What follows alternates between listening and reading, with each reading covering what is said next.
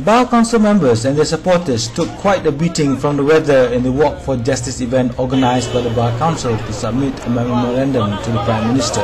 The weather began very hot and humid as they gathered in front of the Palace of Justice and stayed that way until they reached the roundabout facing the Prime Minister's department. Then the skies opened up and torrential rain pummeled the participants. We caught a very drenched Universiti Malaya Associate Professor Azmi Sharom and asked him for his take on the day's event. I think it was a very good event. I think the Bar Council did a good job.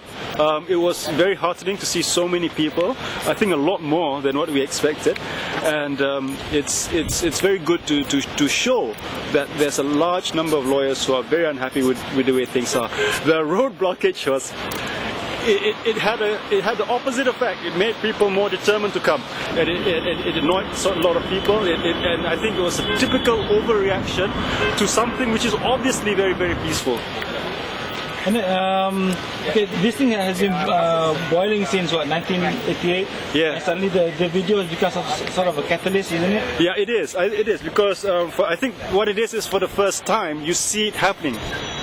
Whereas in the past you hear about this, you hear speculation and things like that, but now you're actually seeing it face to face.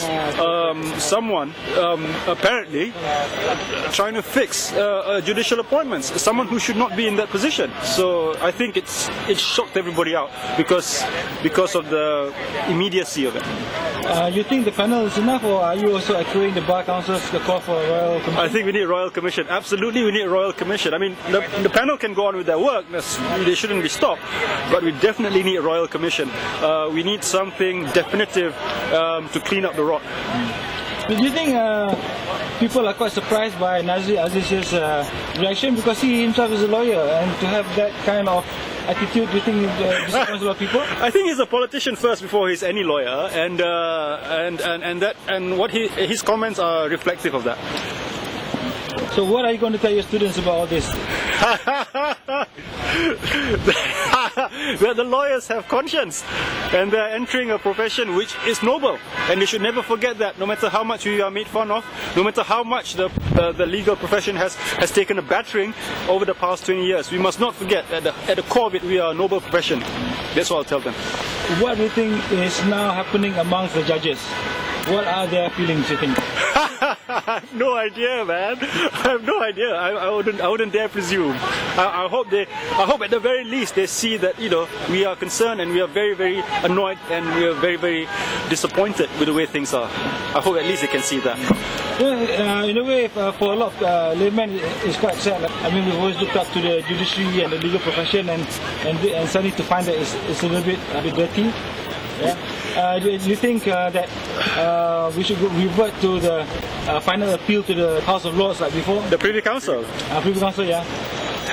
Well, it would be a slap in our face if we had to revert back to the Privy Council, and I can understand how ordinary people can feel totally disillusioned by the way things have been going on. That's why we need a Royal Commission. That's why we need a broom to sweep everything clean. We need to start fresh. We need to have the confidence, not just amongst the legal fraternity, but amongst the people. Because if we can't feel confident in our judiciary, then there's absolutely nothing we can do. There's absolutely nowhere we can turn to.